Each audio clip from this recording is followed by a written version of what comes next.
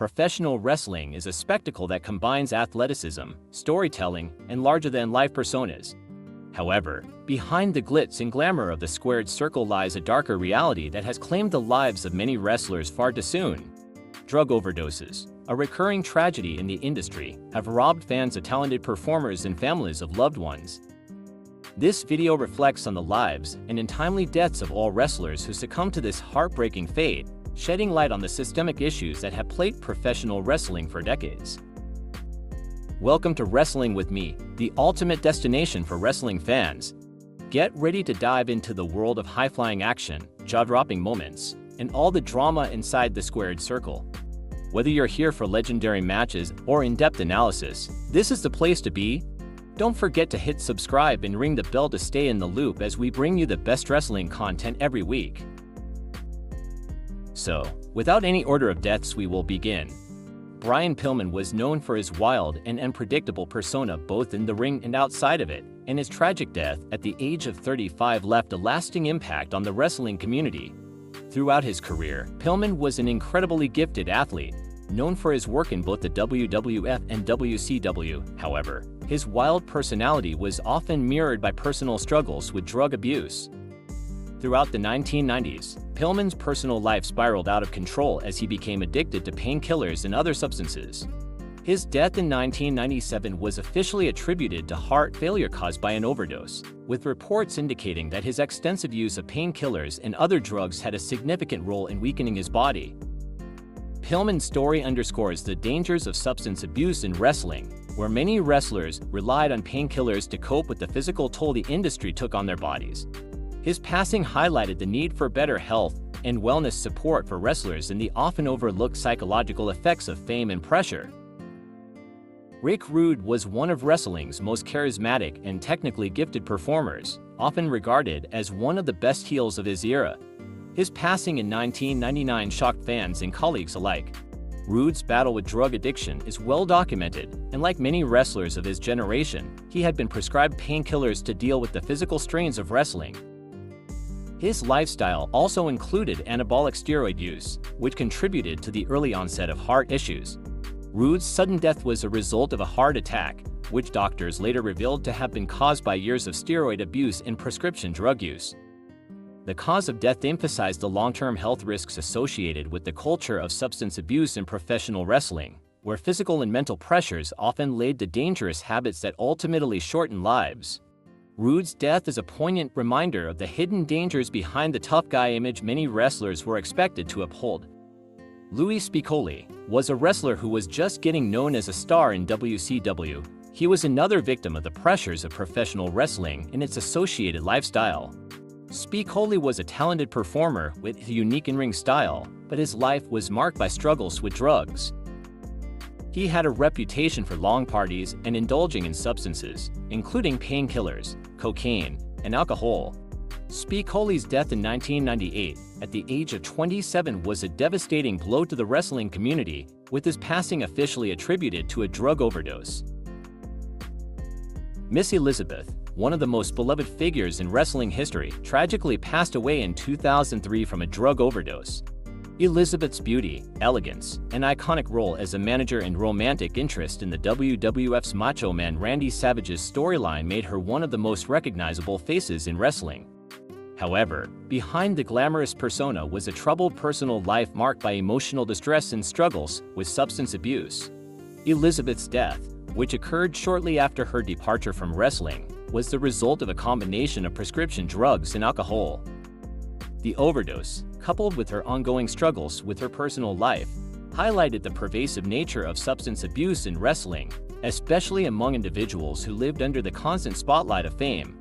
Miss Elizabeth's story is a reminder of the vulnerability that even the most beloved figures can experience, and how their battles with addiction can be exacerbated by the pressures of their public lives. Curt Hennig, known to fans as Mr. Perfect, was a standout performer in both the WWF and WCW. His technical wrestling skills were unparalleled, and he was revered as one of the most well-rounded athletes in the business. Unfortunately, Hennig's career was marred by substance abuse, which eventually contributed to his death in 2003. Hennig struggled with alcohol addiction for much of his career, and reports indicate that he had used painkillers and other substances to cope with the physical toll of his wrestling career. Hennig's death was attributed to acute cocaine intoxication, though it was also believed that alcohol played a significant role in his passing. Mr. Perfect's life and death epitomized the cyclical nature of addiction in the wrestling world, where wrestlers, despite their immense talent, often found themselves trapped in a world of excess and self-destruction. Crash Holly, a beloved figure in WWE during the late 1990s and early 2000s, was known for his high-flying style and comedic moments. He was considered a fun-loving character who didn't take himself too seriously, but behind the scenes, he struggled with addiction. Holly's life ended in 2003 when he died of an overdose at the age of 32. The overdose was reportedly caused by a combination of prescription drugs, including painkillers, which were prescribed to him to manage the pain from injuries sustained in his career. His death was particularly tragic because Holly was on the rise as a prominent figure in the company, and his potential was cut short by substance abuse. His passing underscored the risks of over-reliance on prescription drugs and the toll it takes on wrestlers' health, often leading to tragic outcomes for those caught in a cycle of addiction. Sher Martell was a legendary manager, wrestler, and valet known for her work in the WWF and WCW, a trailblazer for women in wrestling. Martell was a charismatic figure who brought a fierce energy to the ring. However, her personal life was marred by struggles with addiction. Martell's death in 2007 was attributed to a drug overdose, with reports indicating that prescription drugs and alcohol were involved. The pressures of being a woman in a male-dominated industry and her personal struggles with relationships and substance abuse played significant roles in her eventual demise. Martell's death, like many others, demonstrated the unfortunate reality that the world of professional wrestling often left little room for emotional well-being, with many wrestlers turning to substances as a form of coping. Eddie Guerrero's death in 2005 was one of the most heartbreaking moments in wrestling history. Guerrero was known for his incredible in-ring ability, charisma, and passion for the sport, and he overcame significant personal demons to become a beloved figure in WWE. However, Eddie had battled with substance abuse issues for much of his life, including alcohol and painkillers. Although he had turned his life around and been sober for several years, his body had been damaged by years of drug use. Guerrero's death was attributed to acute heart failure, with his history of drug abuse believed to have contributed to the fatal heart attack. Eddie's passing highlighted the importance of mental health and substance abuse awareness in wrestling, as well as the difficulty wrestlers faced in overcoming their addiction, even after making attempts at recovery. Andrew Martin, also known as Test, was known for his time in the WWE. He was a towering figure with a bright future ahead of him in the company. However, Test's life was marked by struggles with depression, addiction, and personal demons. His death in 2009 was officially attributed to a combination of painkillers and other substances. Test had reportedly used these substances to cope with both physical pain from his wrestling career and emotional distress.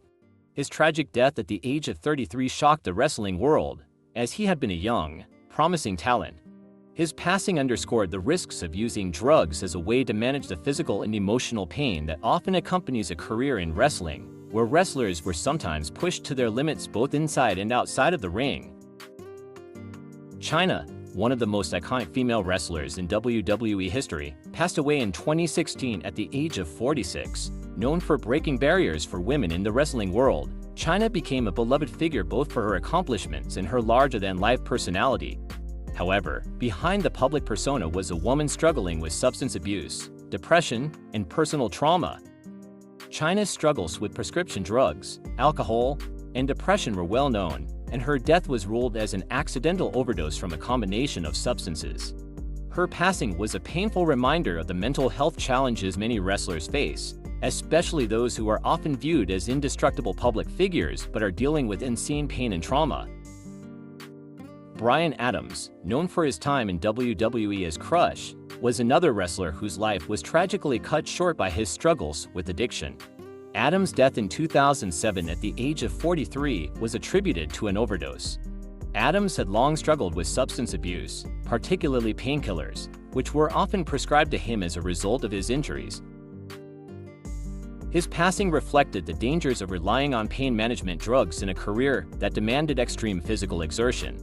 Like many other wrestlers, Adams found himself in a cycle of addiction, and his story highlights the struggles faced by individuals who are expected to constantly perform at high levels despite the toll it takes on their bodies. Axel Rotten, a well-known figure in ECW, was another wrestler whose life was tragically lost to the effects of drug addiction. Rotten's death in 2016 was caused by an overdose, and he had struggled with drug addiction for many years, particularly heroin.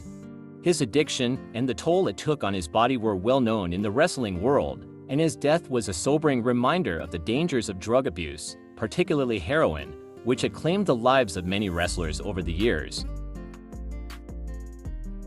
Bam Bam Bigelow, a larger-than-life wrestler who made an impact in both WWE and ECW, passed away in 2007 from a drug overdose. Known for his agility despite his size, Bigelow's career was plagued by the physical demands of the industry, which led him to rely on painkillers. Bigelow's death was a reminder that even the most physically gifted wrestlers were not immune to the devastating effects of addiction and substance abuse. Trent Acid was an up-and-coming star in the independent wrestling scene, tragically passed away in 2010 at the age of 29 from a heroin overdose. Acid had struggled with addiction for much of his young career, and despite his promising future in wrestling, his substance abuse ultimately claimed his life. His death reflected the reality faced by many wrestlers on the independent circuit, where the pressure to perform often coexisted with struggles related to addiction and mental health. For the majority of the wrestlers on the list, drugs, whether it was painkillers, recreational drugs, alcohol, or steroids, were significant problems that contributed to their deaths or affected their health. Even those not directly linked to overdoses often faced the consequences of a wrestling culture that normalized substance use to cope with physical pain, emotional distress, or performance pressures. Well, that's all we've got time for today, and a big thanks for watching. If you enjoyed this video, don't forget to give it a thumbs up, and make sure to hit that subscribe button so you don't miss out on any of our future content. See you in the next video.